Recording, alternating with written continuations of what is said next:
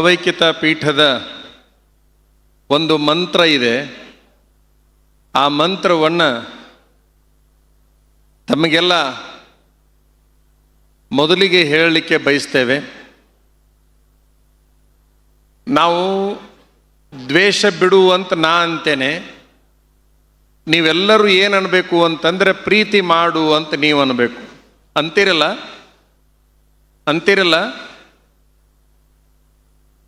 ದ್ವೇಷ ಬಿಡು.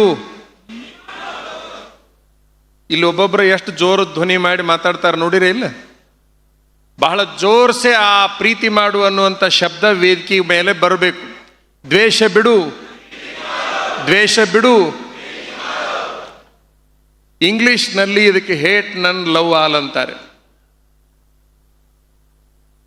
ಶಿರಹಟ್ಟಿ ಜಗದ್ಗುರು ಫಕೀರೇಶ್ವರರ ಸಂದೇಶವೇ ದ್ವೇಷ ಬಿಡು ಪ್ರೀತಿ ಮಾಡು ಅಂತ. ಈ ಸಂದೇಶವನ್ನು 500 ವರ್ಷಗಳ ಆಚೆಗೆ ಈ ರಾಜ್ಯದೊಳಗೆ ಬಿತ್ತಿರತಕ್ಕಂತಹ ಒಬ್ಬ ಸೂಫಿ ಸಂತರು ಅಂತಂದರೆ ಅದು ಜಗದ್ಗುರು ಫಕೀರೇಶ್ವರರು. ಇಂತಹ ಒಂದು ಮಠದಿಂದ ನಾವು ಈ ವೇದಿಕೆಗೆ ಬಂದಿದ್ದೇವೆ. ಈ ವೇದಿಕೆ ಮೇಲೆ ವಿರಾಜಮಾನರಾಗಿರುವಂತಹ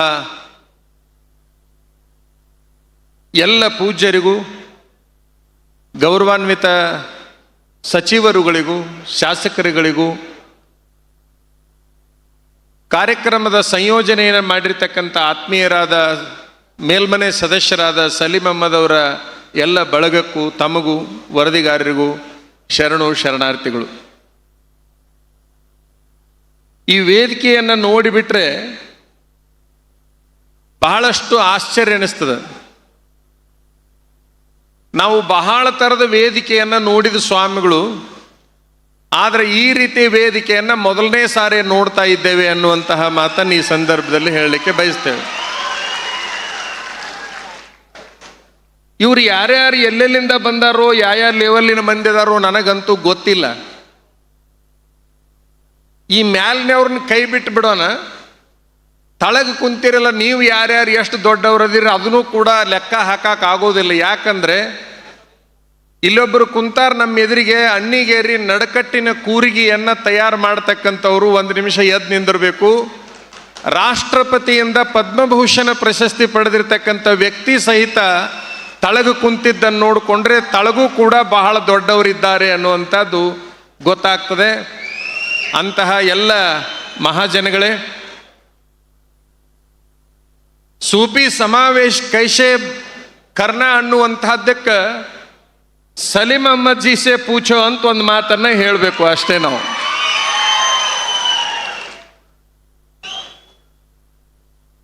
ಸೂಫಿ ಸಮಾವೇಶ ಮೇ ಕೈಸೆ ಬೈಟ್ನಾ ಅನ್ನುವಂಥದ್ದನ್ನು ಯಾರಿಂದ ಕೇಳಬೇಕು ಅಂತಂದ್ರೆ ಆಪ್ಸೆ ಪೂಛೋ ಅಂತೇಳಿ ಹೇಳುವಷ್ಟರ ಮೆಟ್ಟಿಗೆ ನೀವು ಬಹಳಷ್ಟು ನೀಟಾಗಿ ಕೂತ್ಕೊಂಡಿದ್ದೀರಿ. ಕ್ರಿಕೆಟ್ ತಾರೆಗಳು ಕೂಡ ಈ ವೇದಿಕೆಯಲ್ಲಿ ಬಂದಿದ್ದಾರೆ. ಎಲ್ಲರ ಮಾತುಗಳು ಮುಗಿಯುವವರೆಗೆ ತಾವು ಶಾಂತವಾಗಿ ಕೂತ್ಕೋಬೇಕು ಅನ್ನುವಂತಹ ಒಂದು ಸೂಚನೆಯನ್ನು ಈ ವೇದಿಕೆಯಲ್ಲಿ ಕೊಡುವುದ್ರ ಜೊತೆಗೆ, ಮೊದಲನೆಯದಾಗಿ ನಾವೆಲ್ಲರೂ ಯಾರಿಗೆ ಒಂದು ಶ್ರದ್ಧಾಂಜಲಿಯನ್ನು ಸಲ್ಲಿಸಬೇಕಾಗಿದೆ ಅಂತಂದರೆ, ಕಾರ್ಗಿಲ್ ಯುದ್ಧದಲ್ಲಿ ಮಡಿದಿರತಕ್ಕಂತಹ ಎಲ್ಲ ಯೋಧರಿಗೆ ಒಂದು ಶಾಂತಿಯ ಶ್ರದ್ಧಾಂಜಲಿಯನ್ನು ಸಲ್ಲಿಸಿ ಈ ವೇದಿಕೆಯಲ್ಲಿ 2 ಮಾತುಗಳನ್ನು ಆರಂಭ ಮಾಡಬೇಕಾಗಿದೆ. ಅತ್ಯಂತ ಗೌರವದಿಂದ ತಾವು ಕಲಬುರಗಿಯ ಬಂದೇ ನವಾಜ್ ದರ್ಗಾದ ಮಾಲೀಕರನ್ನ ಈ ವೇದಿಕೆಗೆ ಕರ್ಕೊಂಡು ಬಂದ್ರಿ. ನಮಗೆ ಬಹಳ ಸಂತೋಷ ಅನಿಸ್ತು, ನಡ್ಕಟ್ಟಿನವ್ರನ್ನ ವೇದಿಕೆ ಮೇಲೆ ಕರ್ಕೊಂಡು ಬರ್ತಾ ಇದ್ದಾರೆ. ಯಾಕಂದ್ರೆ ರಾಷ್ಟ್ರಪತಿ ಭವನದಲ್ಲಿ ಹೋಗಿ ಪ್ರಶಸ್ತಿಯನ್ನ ತಂದಿರತಕ್ಕಂಥವ್ರವರು, ಅವರನ್ನ ಬಹಳ ಪ್ರೇಮದಿಂದ ಬರಮಾಡಿಕೊಂಡ್ರಿ. ನಿನ್ನಿನ ದಿವಸ ಆತ್ಮೀಯರಾದ ಸಲೀಂ ಅಹ್ಮದ್ ಅವರು ಅವರನ್ನು ನಮ್ಮ ಶಿರಹಟ್ಟಿ ಮಠಕ್ಕೆ ಕರ್ಕೊಂಡು ಹೋಗಿ ನಮ್ಮ ಹಿರಿಯ ಜಗದ್ಗುರುಗಳವರಿಗೆ ಭೇಟಿಯನ್ನು ಮಾಡಿಸಿ ಕರ್ಕೊಂಡು ಬಂದರು. ನಮಗದು ಬಹಳ ಸಂತೋಷವನ್ನು ಉಂಟು ಮಾಡಿದೆ. ಸೂಫಿ ಸಂತರ ಬಗ್ಗೆ 1-2 ಮಾತುಗಳನ್ನು ಹೇಳ್ತಾ ಹೋಗೋದಾದರೆ, ಈ ದೇಶದಲ್ಲಿ, ಈ ರಾಜ್ಯದಲ್ಲಿ ಸೂಫಿ ಸಂತರು ಏನಾದರೂ ಹುಟ್ಟಲಿಲ್ಲ ಅಂತಂದ್ರೆ, ಬಸವಾದಿ ಶರಣರು ಏನಾದರೂ ಹುಟ್ಟಲಿಲ್ಲ ಅಂತಂದ್ರೆ, ಕರ್ನಾಟಕದಲ್ಲಿ ಯಾವುದೇ ನದಿಗಳು ನೀರಿನಿಂದ ಹರಿತಿದ್ದಿಲ್ಲ, ರಕ್ತದಿಂದ ಹರಿತಿದ್ವು ಅಂತಕ್ಕಂಥದ್ದನ್ನು ಈ ಸಂದರ್ಭದಲ್ಲಿ ಹೇಳಬೇಕಾಗುತ್ತೆ ಅಂತಕ್ಕಂಥದ್ದು. ಬಹಳ ದೊಡ್ಡ ಕೆಲಸವನ್ನು ಮಾಡಿರ್ತಕ್ಕಂಥ ಕೆಲಸಗಾರರು ಯಾರು, ಭಾವೈಕ್ಯತೆಯನ್ನು ಸಾರಿರ್ತಕ್ಕಂಥವ್ರು ಯಾರು ಅಂತಂದ್ರೆ ಬಸವಾದಿ ಶರಣರು ಮತ್ತು ಸೂಫಿ ಸಂತರು ಅಂತಕ್ಕಂತಹ ಮಾತನ್ನು ಹೇಳಬೇಕಾಗತ್ತೆ. ಸೂಫಿ ಸಂತರ ಬಗ್ಗೆ ಒಂದು ಮಾತನ್ನು ಹೇಳೋದಾದ್ರೆ, ಇವರು ಯಾವಾಗ ಈ ದೇಶಕ್ಕೆ ಬಂದರು ಅಂತಂದ್ರೆ 12ನೇ ಶತಮಾನದಲ್ಲಿ ಬಂದರು. ಯಾವಾಗ ಇಡೀ ದೇಶದ ತುಂಬ ತಮ್ಮ ಕಾರ್ಯವನ್ನು ಪ್ರಸಾರ ಮಾಡಿದರು ಅಂತಂದ್ರೆ 13ನೇ ಶತಮಾನದಲ್ಲಿ ಮಾಡಿದರು. ಬಸವಣ್ಣನವರ ಕಾಲಕ್ಕೆ ಒಬ್ಬ ಸೂಫಿ ಸಂತರು ಅಫ್ಘಾನಿಸ್ತಾನದಿಂದ ಬರ್ತಾರೆ ಬಸವ ಕಲ್ಯಾಣಕ್ಕೆ. ಅವರ ಹೆಸರು ಮರುಳು ಶಂಕರ ದೇವರು ಅಂತ. ಬಹುಶಃ ತಮ್ಮ ಹೆಸರನ್ನು ಬದಲಾವಣೆ ಮಾಡಿಕೊಂಡು ಬಸವಣ್ಣನವರ ಕಾಲಕ್ಕೆ ಮರುಳು ಶಂಕರ ದೇವರು ಅಂತೇಳಿ ಒಂದು ಹೆಸರನ್ನು ಪಡ್ಕೊಂಡು ಯಾವ ಶರಣರಿಗೂ ಕಾಣಲಾರದ ಹಾಗೆಯೇ 12 ವರ್ಷ ಬಸವ ಕಲ್ಯಾಣದಲ್ಲಿ ಇದ್ರು ಅಂತಕ್ಕಂಥದ್ದು ಇತಿಹಾಸ ಅನ್ನೋದನ್ನು ತಮ್ಮ ಗಮನಕ್ಕೆ ನಾವು ತರಲಿಕ್ಕೆ ಬಯಸ್ತೇವೆ. ಅದಾದ ನಂತರದಲ್ಲಿ ಹೇಳೋದಾದ್ರೆ, ಕಲಬುರಗಿ ಒಳಗೆ ಬಂದೇ ನವಾಜರು ಬಹಳ ದೊಡ್ಡ ಲೀಲಾಮೂರ್ತಿಗಳು, ಅತೀಂದ್ರಿಯ ಶಕ್ತಿಯನ್ನು ಒಳಗೊಂಡಿರ್ತಕ್ಕಂಥವ್ರು. ಅವರು ಎಷ್ಟರ ಮಟ್ಟಿಗೆ ಅತೀಂದ್ರಿಯ ಶಕ್ತಿಯನ್ನು ಒಳಗೊಂಡಿದ್ರು ಅಂದರೆ, ಹುಲಿಯನ್ನು ಹತ್ತಿಕೊಂಡು ಆಕಾಶ ಮಾರ್ಗವಾಗಿ ಹೋಗ್ತಾ ಇದ್ರು ಅಂತ. ಹುಲಿ ಹತ್ತುದೇ ಬಹಳ ದೊಡ್ಡ ಕೆಲಸ, ಅದರೊಳಗೆ ಮತ್ತೆ ಆಕಾಶ ಮಾರ್ಗದಲ್ಲಿ ಹೋಗ್ತಿದ್ರು ಅಂತ ಅನ್ನೋದಾದರೆ ಈ ಸೂಫಿಗಳು ಎಷ್ಟು ಪ್ರಭಾವಿಗಳಾಗಿದ್ರು ಅನ್ನುವಂಥದ್ದನ್ನು ನಾವು ಒಪ್ಕೊಳ್ಬೇಕು. ಆ ಒಂದು ಹುಲಿಯನ್ನು ಹತ್ತಿ ಆಕಾಶ ಮಾರ್ಗದಲ್ಲಿ ಹೋಗಿರ್ತಕ್ಕಂತಹ ಆ ಕಲಬುರಗಿಯ ಬಂದೇ ನವಾಜರ ವಂಶಸ್ಥರು ಇವತ್ತಿನ ದಿವಸ ವೇದಿಕೆ ಮೇಲೆ ಬಂದು ಕುಂತಿದ್ದಾರೆ. ತಾವೆಲ್ಲ ಗಮನಿಸಬೇಕು. ಅವರು ಎಲ್ಲಿಗೆ ಹೋಗ್ತಾರೆ ಅಂತಂದ್ರೆ ಸಾವಳಗಿಯ ಶಿವಲಿಂಗೇಶ್ವರ ಮಠಕ್ಕೆ ಹೋಗ್ತಾರೆ. ಸಾವಳಗಿ ಶಿವಲಿಂಗೇಶ್ವರ ಮಠ ಲಿಂಗಾಯತ ಮಠ. ಇಸ್ಲಾಂ ಧರ್ಮದ ಒಬ್ಬ ಸೂಫಿಗಳು ಹುಲಿಯನ್ನು ಹತ್ತಿಕೊಂಡು ಸಾವಳಗಿಗೆ ಹೋದರೆ ಆ ಸಾವಳಗಿ ಶಿವಲಿಂಗೇಶ್ವರರು ಕೂಡ ಎಷ್ಟು ದೊಡ್ಡವರಾಗಿದ್ರು ಅಂತಂದ್ರೆ, ಒಂದು ಕಟ್ಟೆ ಮೇಲೆ 4 ಜನರನ್ನ ಕರ್ಕೊಂಡು ಮಾತಾಡ್ಕೋತ ಕುಂತಿದ್ರು. ಆ ಸಂದರ್ಭದೊಳಗೆ ಆ ಬಂದೇ ನವಾಜರು ಆಕಾಶ ಮಾರ್ಗವಾಗಿ ಹುಲಿ ಹತ್ತಿಕೊಂಡು ಬರೋದನ್ನು ನೋಡಿರ್ತಕ್ಕಂತಹ ಶಿವಲಿಂಗೇಶ್ವರರು ಏನು ಮಾಡ್ತಾರಂದ್ರೆ, ಆ ಕಟ್ಟಿಗೆ ದುಬ್ಬ ಚಪ್ಪರಿಸ್ತಾರಂತೆ. ದೊಡ್ಡವರು ಬರ್ತಿರ್ಬೇಕಾದ್ರೆ ಈ ರೀತಿ ನಾವು ಕುಂದ್ರೋದು ಸರಿಯಲ್ಲ, ನೀನು ಎದ್ದು ಬಿಡು ಅಂತೇಳಿ ಅಂದಾಗ ಕುಂತಿರ್ತಕ್ಕಂಥ ಕಟ್ಟಿನೇ ಮ್ಯಾಲೆ ಎದ್ದು ಹೋಗಿ ಅವ್ರನ್ನ ಸ್ವಾಗತ ಮಾಡಿಕೊಂಡು ಮಠಕ್ಕೆ ಕರ್ಕೊಂಡು ಬಂದರು ಅಂತಕ್ಕಂಥದ್ದು ಪುರಾಣದಲ್ಲಿ ಬರ್ತಕ್ಕಂತಹ ಒಂದು ಘಟನೆ.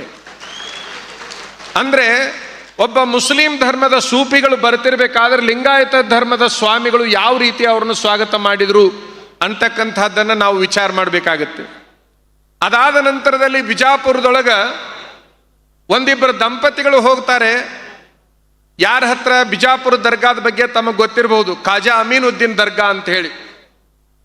ಅಲ್ಲಿ ಹೋಗಿ ನಮಗೆ ಮಕ್ಕಳಿಲ್ಲ ಅಂಥೇಳಿ ಲಿಂಗಾಯತ ದಂಪತಿಗಳು ಕೇಳಿಕೊಂಡ್ರೆ ಅವ್ರಂತಾರ, ನಿಂದೊಂದು ಮಗುವನ್ನು ನಮ್ಮ ದರ್ಗಾಕ್ಕೆ ಕೊಡೋದಾದ್ರೆ ನಾವು ಆಶೀರ್ವಾದ ಮಾಡ್ತೀವಿ ಅಂತ ಹೇಳ್ತಾರೆ. ಅವರು ಮಾತು ಕೊಟ್ಟ ಮೇಲೆ ಅವರು ಆಶೀರ್ವಾದವನ್ನು ಮಾಡ್ತಾರೆ. ಅವಾಗ ಆ ಮಗು ಹುಟ್ಟುತ್ತೆ. ಆ ಮಗುವಿಗೆ ಚನ್ನವೀರ ಸ್ವಾಮಿ ಅಂತ ಹೆಸರಿಡ್ತಾರೆ.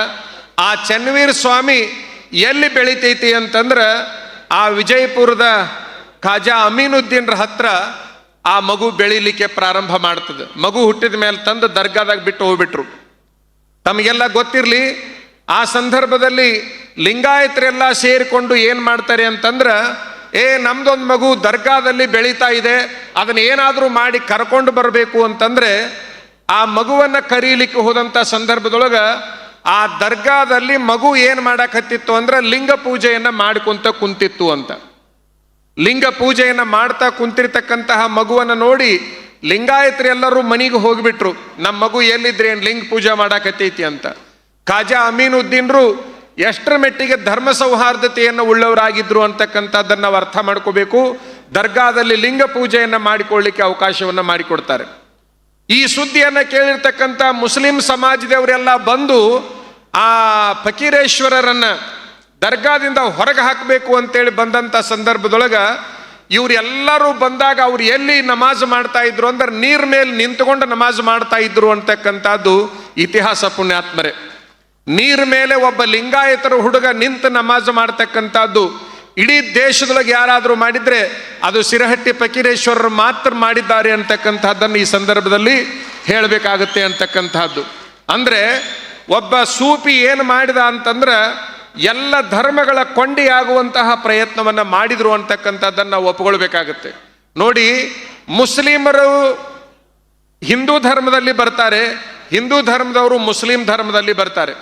ಶಿಶುನಾಳದ ಶರೀಫರು ಕರ್ನಾಟಕದ ಅಗ್ರಗಣ್ಯ ಸೂಫಿಗಳು ಅಂತಕ್ಕಂಥದ್ದನ್ನು ಅಂತರ್ಜಾಲದಲ್ಲಿ ನಮಗೆ ನೋಡ್ಲಿಕ್ಕೆ ಸಾಧ್ಯ ಆಗ್ತದೆ. ಆ ಶಿಶುನಾಳದ ಶರೀಫರು ಯಾರ ಕೈಯಾಗ ತಯಾರಾದರು ಅಂತಂದ್ರೆ ಬ್ರಾಹ್ಮಣ ಸಮಾಜದ ಗೋವಿಂದ ಭಟ್ರ ಹತ್ರ ತಯಾರಾಗ್ತಾರೆ ಅಂತಕ್ಕಂಥದ್ದು. ಶಿಗ್ಗಾಂವ್ ತಾಲೂಕಿನೊಳಗೆ ಹುಲಗೂರು ತಮಗೆಲ್ಲ ಗೊತ್ತಿರಬಹುದು. ಆ ಹುಲಗೂರಿನಲ್ಲಿ ಒಂದು ಹೆಸರಿನ ದೇವಸ್ಥಾನ ಇದೆ. ಅದು ಯಾವುದು ಅಂತಂದ್ರೆ ಖಾದರ್ ಲಿಂಗ ಅಂತ ಹೇಳಿ.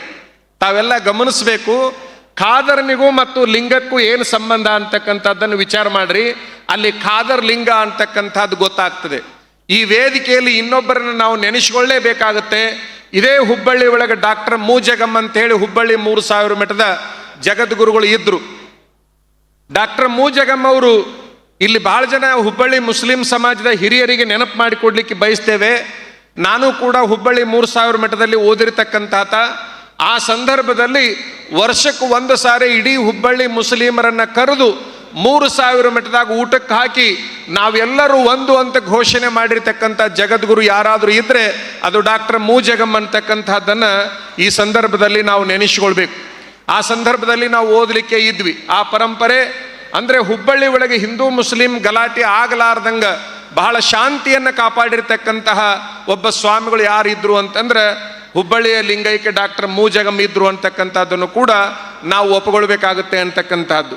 ನಮ್ಮ ಸಿರಹಟ್ಟಿ ಮಠದ ಆಶ್ರಯದಲ್ಲಿ 5 ದರ್ಗಾಗಳಿದ್ದಾವೆ. ಈಗೂ ಕೂಡ 60 ಶಾಖಾ ಮಠಗಳಿದ್ದಾವೆ. 5 ದರ್ಗಾಗಳು ಕೂಡ ನಮ್ಮ ಅದಾವ ಅಂತಕ್ಕಂಥದ್ದನ್ನು ಈ ಸಂದರ್ಭದಲ್ಲಿ ಹೇಳಲಿಕ್ಕೆ ನಾವು ಬಯಸ್ತೇವೆ. ನಿಮಗೊಂದು ಗೊತ್ತಿರಲಿ, ಈ ಕರ್ನಾಟಕದೊಳಗ ಅಲೆ ಹಬ್ಬ ಅಂತ ಏನು ಮಾಡ್ತೀವಲ್ಲ, ಆ ಅಲೆ ಹಬ್ಬ ಮಾಡುವಂಥದ್ರೊಳಗ ಅಲೆ ದೇವರನ್ನ ಯಾವ ಮುಸ್ಲಿಮರು ಹೊರತಾರೋ ನನಗಂತೂ ಗೊತ್ತಿಲ್ಲ. ಆದ್ರೆ ಅವನ್ನೆಲ್ಲ ಹೊತ್ತು ಮೆರೆಸ್ತಕ್ಕಂಥವ್ರು ಯಾರು ಅಂತಂದ್ರೆ ಎಷ್ಟೋ ಜನ ಹಿಂದೂಗಳು ಅಂತಕ್ಕಂಥದ್ದು ನಿಮಗೆ ಗೊತ್ತಿರಲಿ. ಆ ಕೆಲಸವನ್ನು ಯಾರು ಮಾಡಿದ್ರು ಅಂತಂದ್ರೆ ಸೂಫಿಗಳೇ ಮಾಡಿದ್ರು ಅಂತಕ್ಕಂಥದ್ದನ್ನು ಕೂಡ ತಮ್ಮ ಗಮನಕ್ಕೆ ಬರಬೇಕು ಅಂತಕ್ಕಂಥದ್ದು. ಇವು ಎಲ್ಲ ಯಾರ ಕೆಲಸ? ಧರ್ಮ ಸಾಮರಸ್ಯವನ್ನ, ಜನರಲ್ಲಿ ಭಾವೈಕ್ಯತೆಯನ್ನು ಮೂಡಿಸಿರ್ತಕ್ಕಂತಹ ಕೆಲಸ ಅದು ಸೂಫಿಗಳಿಂದ ಆಗಿದೆ ಅನ್ನುವಂಥದ್ದನ್ನು ನಾವೆಲ್ಲ ಈ ಸಂದರ್ಭದಲ್ಲಿ ಒಪ್ಪಿಕೊಳ್ಳಬೇಕು. ವಿವಿಧತೆಯಲ್ಲಿ ಏಕತೆಯನ್ನು ಸಾರಿರ್ತಕ್ಕಂತಹ ಈ ಸೂಫಿಗಳ ಸಂದೇಶವನ್ನ ಏನು ಇವತ್ತಿನ ದಿವಸ ಇಲ್ಲಿ ಹುಬ್ಬಳ್ಳಿ ಒಳಗೆ ಪ್ರಾರಂಭ ಮಾಡಿದ್ರಿ, ಇದು ಕೇವಲ ಹುಬ್ಬಳ್ಳಿಗೆ ಮಾತ್ರ ಮೀಸಲಾಗಬಾರದು. ಇದು ಮೊದಲಿಗೆ ಕರ್ನಾಟಕದ ತುಂಬ ಪಸರಿಸಬೇಕು, ಅದಾದ ನಂತರದಲ್ಲಿ ದೇಶದ ತುಂಬ ಪಸರಿಸಬೇಕು ಅಂತಕ್ಕಂಥದ್ದು. ಇವತ್ತಿನ ದಿವಸ ಮಾನವರಲ್ಲಿ ಏಕತೆ ಅಂತಕ್ಕಂತಹದ್ದು ಅನಿವಾರ್ಯ ಆಗಿದೆ ಅನ್ನುವಂಥದ್ದನ್ನು ತಮ್ಮ ಗಮನಕ್ಕೆ ನಾವು ತರಲಿಕ್ಕೆ ಬಯಸ್ತೇವೆ ಅಂತಕ್ಕಂಥದ್ದು. ಒಂದು ಪ್ರಶ್ನೆ ಕೇಳಲಿಕ್ಕೆ ಬಯಸ್ತೇನೆ. ನಮ್ಮ ಸಿರಹಟ್ಟಿ ಮಠ ಯಾವ ರೀತಿ ಭಾವೈಕ್ಯತೆಯನ್ನು ಸಾರುತ್ತೆ ಅನ್ನೋದಕ್ಕೆ ಈ ಪೆಂಡಾಲ್ನಲ್ಲಿ ಎಷ್ಟು ಬಣ್ಣದ ಪರಪರಿಯನ್ನು ಬಿಟ್ಟಿದ್ದಾರೆ, ಡಿಸೈನ್ ಮಾಡಿದ್ದಾರೆ? ಎಷ್ಟದಾವಲ್ಲಿ? 3 ಅದಾವ. ಯಾವ್ಯಾವ ಬಣ್ಣ? ಕೇಸರಿ, ಬಿಳಿ, ಹಸಿರು. ನಾನು ಯಾವ್ಯಾವ ಬಣ್ಣ ಹಾಕ್ಕೊಂಡಿದ್ದೀನಿ ಮೈ ಮೇಲೆ? ನಂದು ಕೂಡ ಕೇಸರಿ, ಬಿಳಿ, ಹಸಿರೇ ಇದೆ. ಅಲ್ಲೂ ಕೇಸರಿ ಮೇಲೆ ಇದೆ, ನನ್ನ ತಲೆ ಮೇಲೂ ಕೂಡ ಕೇಸರಿ ಮೇಲೆ ಇದೆ. ವಿಚಾರ ಮಾಡ್ಬೇಕು ನಾವೆಲ್ಲ. ಸಿರಹಟ್ಟಿ ಮಠದ ಈ ಬಟ್ಟಿ ಏನೈತಲ್ಲ ಏನು ಹೇಳುತ್ತೆ ಅಂದರೆ ರಾಷ್ಟ್ರ ಧರ್ಮವನ್ನು ಹೇಳುತ್ತೆ ಹೊರತಾಗಿ ಯಾವುದೇ ಒಂದು ಧರ್ಮವನ್ನು ಹೇಳೋದಿಲ್ಲ. ಅದು ರಾಷ್ಟ್ರ ಧರ್ಮವನ್ನು ಹೇಳ್ತಕ್ಕಂಥದ್ದು ಸೂಫಿಗಳ ಒಂದು ಧರ್ಮ ಅನ್ನುವಂಥದ್ದನ್ನು ನಾವು ಅರ್ಥ ಮಾಡ್ಕೋಬೇಕು. ಭಾರತದಲ್ಲಿ ಎಲ್ಲಿಯವರೆಗೆ ಸೂಫಿ ಧರ್ಮ ಬರೋದಿಲ್ಲ ಅಲ್ಲಿಯವರೆಗೆ ಶಾಂತಿ ಅಂತಕ್ಕಂಥದ್ದಿಲ್ಲ. ಸೂಫಿಗಳೆಲ್ಲರೂ ಕೂಡಿ ಸಮಾನತೆಯನ್ನು ಸಾರಿದರೆ, ಸೂಫಿಗಳಲ್ಲಿ ಕೇವಲ ಮುಸ್ಲಿಮರಿಲ್ಲ, ಕೇವಲ ಹಿಂದೂಗಳಿಲ್ಲ, ಎಲ್ಲ ಜಾತಿಯವರಿದ್ದಾರೆ, ಎಲ್ಲ ಧರ್ಮದವರಿದ್ದಾರೆ. ಹಾಗಾಗಿ ಇದೇನು ಒಂದು ಹೊಸ ಪರಂಪರೆಯನ್ನು ಸಲೀಂ ಅಹ್ಮದ್ ಅವರು, ಅಂದ್ರೆ ಉಳಿದವ್ರ ಹೆಸರು ನನಗೆ ನೆನಪಿಲ್ಲ, ಯಾರು ಸಲೀಂ ಅಹ್ಮದ್ ಅವ್ರ ಹೆಸರು ಅಷ್ಟೇ ಹೇಳ್ತಾರಂತ ಅನ್ಕೊಳ್ಳಕ್ಕೆ ಹೋಗ್ಬೇಡ್ರಿ. ಎಲ್ಲರೂ ಒಟ್ಟು ಅವರೊಬ್ಬರು ನಂಗೆ ಪರಿಚಯ ಇರೋದ್ರಿಂದ, ಆ ಹೆಸರು ಪಕ್ಕಾ ಗೊತ್ತಿರೋದ್ರಿಂದ ಅವ್ರ ಹೆಸರನ್ನು ಹೇಳ್ತಾ ಇದ್ದೀನಿ. ಈ ಏನು ಸೂಫಿ ಸಮಾವೇಶ ಅಂತ ಪ್ರಾರಂಭ ಮಾಡಿದ್ರಿ, ಬಹಳ ದೊಡ್ಡ ಕೆಲಸವನ್ನು ನೀವು ಮಾಡಿದ್ರಿ ಅಂತಕ್ಕಂತಹ ಮಾತನ್ನು ಈ ಸಂದರ್ಭದಲ್ಲಿ ಹೇಳಲಿಕ್ಕೆ ಬಯಸ್ತಾ, ಬಹುಶಃ ದಿನಕ್ಕೆ 100 ಫೋನ್ ಬರ್ತಿದ್ವು ನನಗೆ. ಒಂದು ದಿವಸಕ್ಕೂ ಹುಬ್ಬಳ್ಳಿಯಿಂದ 100 ಫೋನ್ ಬರ್ತಿದ್ವು. ಏನು ಬರ್ತಿದ್ವು ಅವು? ಏನು ಸ್ವಾಮೀಜಿ ಇಡೀ ಹುಬ್ಬಳ್ಳಿ ತುಂಬ ಎಲ್ಲಿ ನೋಡಿದ್ರು ನಿಮ್ಮ ಬ್ಯಾನರ್ ಕಾಣಕತ್ಯಾವ, ಏನು ಕಾರ್ಯಕ್ರಮ ಅದು ಅಂತೇಳಿ ಅಂದರು. ಒಂದೇ ಕಾರ್ಯಕ್ರಮಕ್ಕೂ ಹುಬ್ಬಳ್ಳಿ ಇಷ್ಟರ ಮೆಟ್ಟಿಗೆ ಆಗೈತಿ ಅಂತಂದ್ರೆ ಇಂಥವು ಕರ್ನಾಟಕದಾಗ ಆಗಿಬಿಟ್ರೆ ಇಡೀ ಎಲ್ಲ ಏಕತೆ ಅಂತಕ್ಕಂಥದ್ದು ಬಂದು ಹೋಗುತ್ತೆ ಅನ್ನೋದನ್ನು ಈ ಸಂದರ್ಭದಲ್ಲಿ ತಮ್ಮೆಲ್ಲರ ಗಮನಕ್ಕೆ ನಾವು ತರಲಿಕ್ಕೆ ಬಯಸ್ತೇವೆ ಅಂತಕ್ಕಂಥದ್ದು.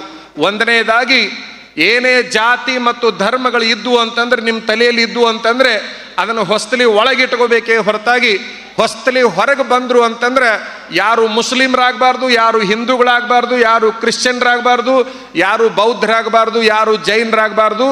ಎಲ್ಲರೂ ಹೊಸ್ತಲಿಯ ಹೊರಗೆ ಏನಾಗಿರಬೇಕು ಅಂದರೆ ಭಾರತ ದೇಶದ ಸುಪುತ್ರರಾಗಿರ್ಬೇಕೇ ಹೊರತಾಗಿ ಅಲ್ಲಿ ಯಾವುದೂ ಹೊರಗೆ ಬರಬಾರ್ದು, ಅದೆಲ್ಲ ಒಳಗಿರಲಿ ಅಂತಕ್ಕಂತಹ ಒಂದು ಸಂದೇಶವನ್ನು ಸಾರಿರ್ತಕ್ಕಂತಹ ಸೂಫಿಗಳ ಹೆಸರಿನಲ್ಲಿ ಸಮಾವೇಶ ಮಾಡಿರ್ತಕ್ಕಂಥದ್ದು ನಮಗಂತೂ ಬಹಳ ಆನಂದವನ್ನು ಉಂಟು ಮಾಡಿದೆ ಅಂತ ಹೇಳ್ತಾ, ಒಬ್ಬ ಹಿಂದಿ ಒಳಗೊಂದು ಚಲೋ ಮಾತನ್ನು ಬರಿತಾನೆ ಏಕತೆಯ ಬಗ್ಗೆ. ಹಿಂದೂ ಜಾತೆ ಹೈ ಮಸ್ಜಿದ್, ಹಿಂದೂ ಜಾತೆ ಹೈ ಮಂದಿರ್, ಮುಸ್ಲಿಂ ಜಾತೆ ಹೈ ಮಸ್ಜಿದ್. ಮಂದಿರ್ ಮಸೀದ್ ನಾಮ ಅಲಗ ಹೈ, ದೋನೋ ಕಾ ಪತ್ತರ್ ಏಕ ಹೈ ಅಂತ ಹೇಳ್ತಾನೆ ನಾವು. ಬಹಳ ಜನ ಹಿಂದೂಗಳು ಹೋಗ್ತಾರ ನಮ್ಮದು ಮಂದಿರ ಅಂತಾರೆ, ಮುಸ್ಲಿಮ್ರೆಲ್ಲ ಹೋಗ್ತಾರೆ ನಮ್ಮದು ಮಸೀದಿ ಅಂತಾರೆ. ಆದ್ರೆ ಆ ಮಂದಿರ ಮಸೀದನ ಎರಡು ಕಲ್ಲಿನಿಂದ ಮಾತ್ರ ಕಟ್ಟಿದ್ದಾರೆ ಅನ್ನುವಂತಹ ಒಂದು ಮಾತನ್ನ ಒಬ್ಬ ಮನುಷ್ಯ ಬರಿತಾನೆ. ಬ್ರಾಹ್ಮಣ ಡಾಲ್ತೆ ಹೈ ಜನಿವಾರ್, ಲಿಂಗಾಯತ್ ಡಾಲ್ತೆ ಹೈ ಶಿವದಾರ್. ಜನಿವಾರ್ ಶಿವದಾರ್ ನಾಮ ಅಲಗ ಹೈ, ದೋನೋಂಕೆ ದಾಗ ಏಕ ಹೈ ಅನ್ನುವಂತಹ ಮಾತನ್ನು ಹೇಳ್ತಾರೆ. ನಾವೆಲ್ಲ ವಿಚಾರ ಮಾಡಬೇಕು. ಜನಿವಾರ ಹಾಕ್ಕೊಂಡವರು ಬ್ರಾಹ್ಮಣರು, ಶಿವದಾರ ಹಾಕ್ಕೊಂಡವ್ರು ಲಿಂಗಾಯತರು. ಆದ್ರೆ ಇವರು ಕೊರಳಾಗ ಬಂದ ಮೇಲೆ ಜನಿವಾರ ಶಿವದಾರ ಆತೆ ಹೊರತಾಗಿ ಅಂಗಡಿಯಾಗ ಮಾತ್ರ ಬರೀ ಅದು ದಾರ ಆಗಿತ್ತು ಅಂತಕ್ಕಂಥದ್ದನ್ನು ನಾವು ಅರ್ಥ ಮಾಡ್ಕೋಬೇಕು. ಅಂಗಡಿ ಒಳಗಿನ ದಾರವನ್ನು ತೆಗೆದುಕೊಂಡು ಬಂದು ಒಬ್ಬರು ಜನಿವಾರ ಅಂತ ಹೆಸರಿಟ್ರು, ಒಬ್ಬರು ಶಿವದಾರ ಅಂತ ಹೆಸರಿಟ್ರು. ನಾವು ಇವುಗಳನ್ನೆಲ್ಲ ವಿಚಾರ ಮಾಡಬೇಕು. ಇಂಥವು ನಿಮಗೆ ಭಾಳ ಮಂದಿಗೆ ತಿಳಿಯಂಗಿಲ್ಲ ಅಂತೇಳಿ ತಿಳ್ಕೊಂಡು ಅವ ಮುಂದೆ ಇನ್ನೂ ಒಂದಿಷ್ಟು ಏನು ಬರಿತಾನಂದ್ರೆ, ಅಮೀರ್ ಲೋಗ್ ಪೀತೆ ಹೈ ಬ್ರ್ಯಾಂಡಿ ಅವ್ರ ಗರೀಬ್ ಲೋಗ್ ಪೀತೆ ಹೈ ಕಂಟ್ರಿ. ಬ್ರ್ಯಾಂಡಿ ಕಂಟ್ರಿ ನಾಮ ಅಲಗ ಹೈ, ದೋನೋಂ ಕಾ ಅಮಲ್ ಏಕ ಹೈ ಅಂತೇಳಿ ಬರಿತಾನ. ನೋಡ್ರಿ ಜಾರಕಿಹೊಳಿ ಸಾಹೇಬ್ರ, ಜನಿವಾರ ಶಿವದಾರನೂ ತಿಳಿಲಿಲ್ಲ, ಮಂದಿರ ಮಸೀದಿನೂ ತಿಳಿಲಿಲ್ಲ, ಬ್ರ್ಯಾಂಡಿ ಕಂಟ್ರಿ ಎಷ್ಟು ಮಜಾ ತಿಳಿತು ನೋಡ್ರಿ. ಅಂದ್ರೆ ಅವನಿಗೆ ಗೊತ್ತು, ಬರ್ದವನಿಗೆ ಗೊತ್ತು ನಾ ಏನು ಹೇಳಬೇಕು ಕೊನೆಗೆ ಅಂತೇಳಿ.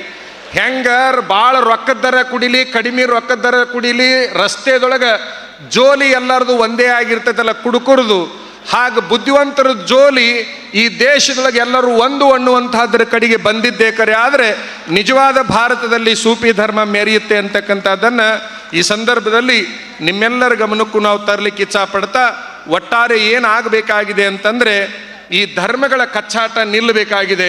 ಮಾನವರೆಲ್ಲ ಒಂದು ಅನ್ನುವಂತಹ ಒಂದು ವ್ಯವಸ್ಥೆ ಬರಬೇಕಾಗಿದೆ. ಹೆಚ್ಚಾಗಿ ಜಾತಿ ವ್ಯವಸ್ಥೆ ಎಲ್ಲಿ ಮೆರಿತಾ ಇದೆ ಅಂತಂದರೆ ಚುನಾವಣೆಗಳಲ್ಲಿ ಮಾತ್ರ ಅದು ಹೆಚ್ಚು ವಿರಾಜಿಸ್ತಾ ಇದೆ. ಈ ಚುನಾವಣೆಗಳಿಗೆ ವಿರಾಜಿಸ್ತಕ್ಕಂತಹ ಧರ್ಮ ಜಾತಿಗಳು ಎಲ್ಲಿಯವರೆಗೆ ನಾಶ ಆಗಿ ಏಕತೆಯನ್ನು ಸಾರುವಂತಹ ವ್ಯವಸ್ಥೆ ಬರೋದಿಲ್ಲ, ಅಲ್ಲಿಯವರೆಗೆ ಸೂಫಿಗಳ ಒಂದು ಸಂದೇಶ ಈ ನಾಡಿನಲ್ಲಿ ಜೀವಂತ ಆಗಿರಲಿಕ್ಕೆ ಸಾಧ್ಯ ಇಲ್ಲ ಅಂತಕ್ಕಂಥದ್ದನ್ನು ತಮ್ಮೆಲ್ಲರ ಗಮನಕ್ಕೆ ನಾನು ತರಲಿಕ್ಕೆ ಇಚ್ಛಾಪಡ್ತಾ ಮತ್ತೊಮ್ಮೆ ಹೇಳಲಿಕ್ಕೆ ನಾನು ಬಯಸ್ತೇನೆ. ನಮ್ಮಲ್ಲಿ ಯಾವ ಧರ್ಮ ಪಾಲನೆಗೆ ಬರಬೇಕು ಅಂತಂದರೆ ರಾಷ್ಟ್ರ ಧರ್ಮ ಆಚರಣೆಗೆ ಬರಬೇಕು.